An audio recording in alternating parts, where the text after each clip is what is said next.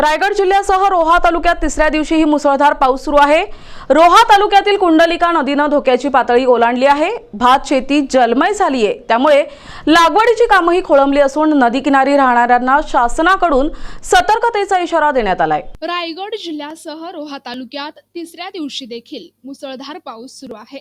नदी नाले तुडुंब भरून वाहू लागले असून रोह्याची कुंडलिका नदी दुतर्फा तुडुंब भरून वाहत आहे।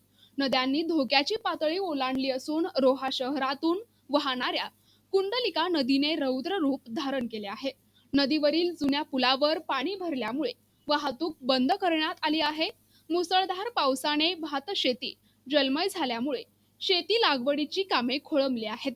कोणताही अनुचित प्रकार घडू नये आणि सुरक्षेच्या दृष्टिकोनातून रोहा अष्टमी जुन्या पुलावरून रहदारी बंद करून पुलाच्या दोन्ही बाजूस रोहा नगर परिषद कर्मचारी आणि पोलीस तैनात करण्यात आले आहेत। शेतकऱ्यांच्या भात शेती लागवडीची कामे खोळंबली असून शेतात पाणी साचल्यामुळे पीक तसेच पेरणीची रोपटे वाचवण्यासाठी शेतकऱ्यांना कसरत करावी लागत आहे। तर काही शेतकऱ्यांना लागवड केलेली भात शेती अतिवृष्टी पूर परिस्थितीत वाहून जाते की काय अशी चिंता निर्माण झाली आहे। रोहा तालुक्यात जवळपास 50% अधिक शेतकऱ्यांची भात लागवडीची कामे पूर्ण झाल्याचे दिसून येत आहे।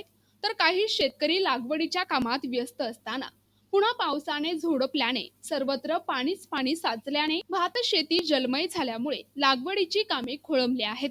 काही ठिकाणी सखल भागात पाणी भरल्यामुळे जनावरे उंच भागात आसरा घेत आहेत।